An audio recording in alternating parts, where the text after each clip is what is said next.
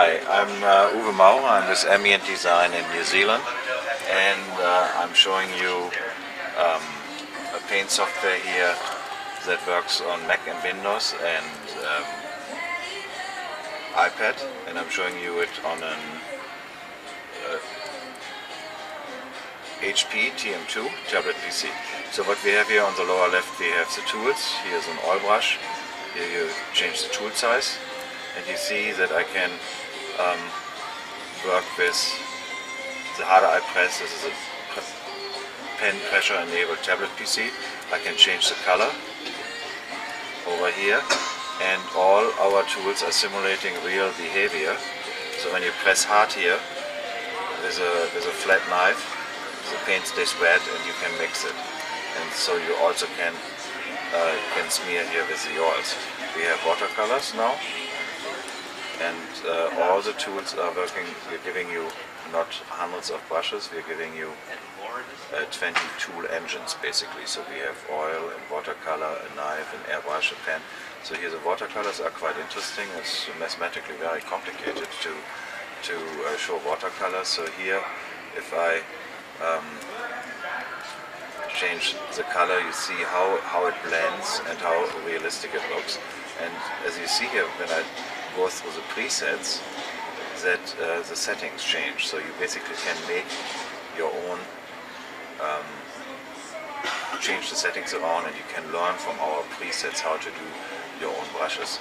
And the paint stays wet.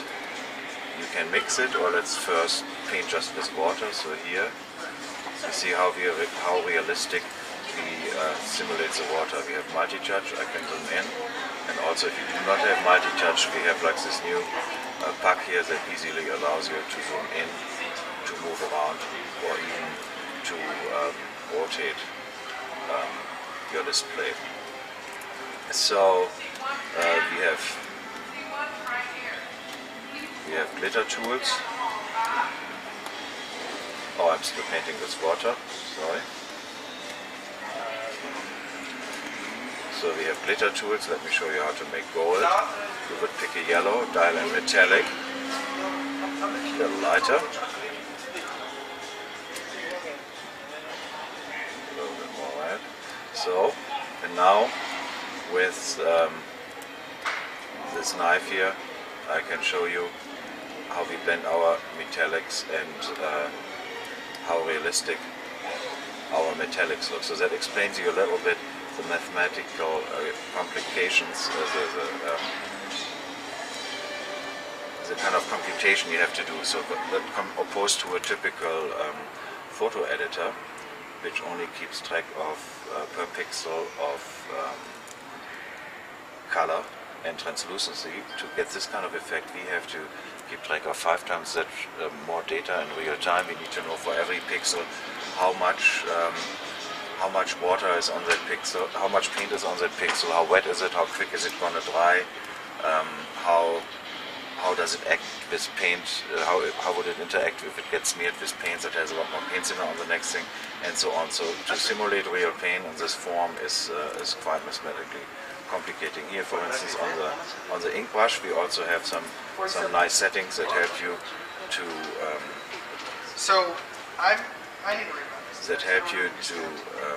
paint nicer. Let me just open a new layer here. And what is the name of your magazine? Notebook Italia. Let's see. So if I would write Notebook Italia here, let's take smooth thing against thing. Writing chisel. Notebook Italia. So you see what I do here. I have a smoothing function. So after I lift the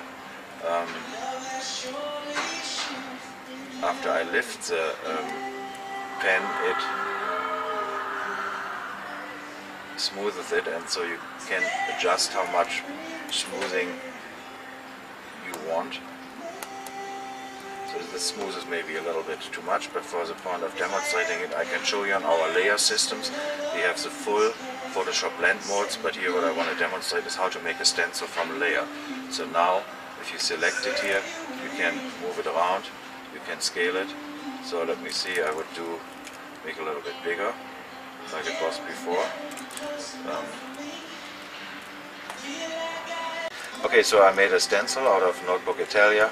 I showed you that I changed a layer, and I can convert a layer into a stencil. That's really easy to comprehend. It's not as complicated as Photoshop layers. So let's make a shadow here. So I have my layer system.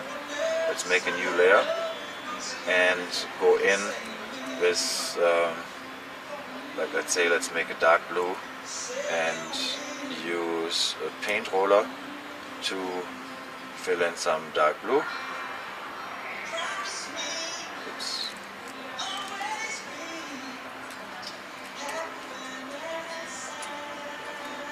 Let's move this one out of the way, and let's see what we have if we move the stencil out of the way. So the darker shadow should be below. Now we move it, we just move the layers over here very easily, and now what we can do,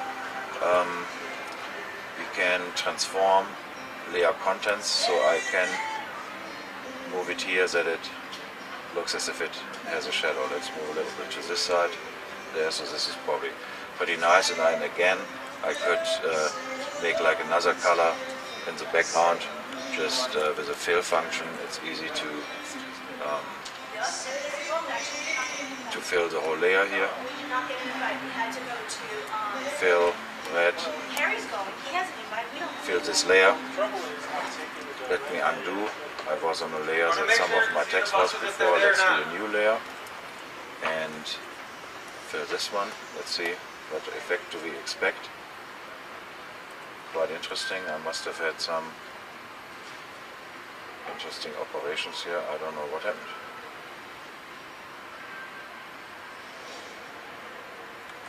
Okay, demo effect. Interesting. Can we edit that out? Okay, let's go into let's undo a few layers.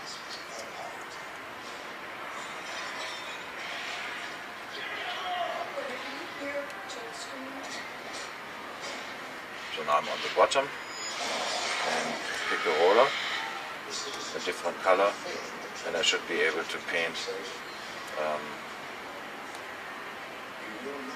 below this layer here a nice background.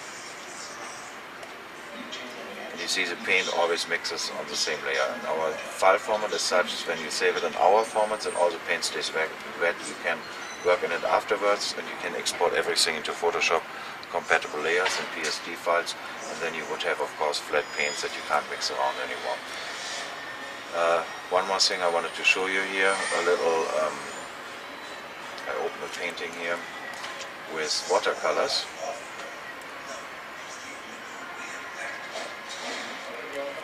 Let's look at this one here. So as you can tell, I'm artistically not that inclined, but I took after Christmas a few painting lessons, and what I did here in my second painting class, I learned how to paint a watercolor, and what I have here is the different layers, the sky, the foreground, the forest, the trees, and so on.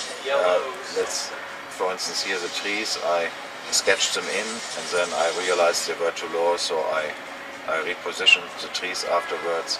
So these trees, you can see, you can always, as I showed you earlier, you can move them around freely. So that's the benefit of painting digitally, that you have all these layers. What is really nice, so in this, in our new version here, is, let's make it a little smaller for the benefit of the demonstrations, is our watercolors. Let me show you how I painted the sky. I turn the layer off. You take a watercolor brush, you take some, you work on some blue,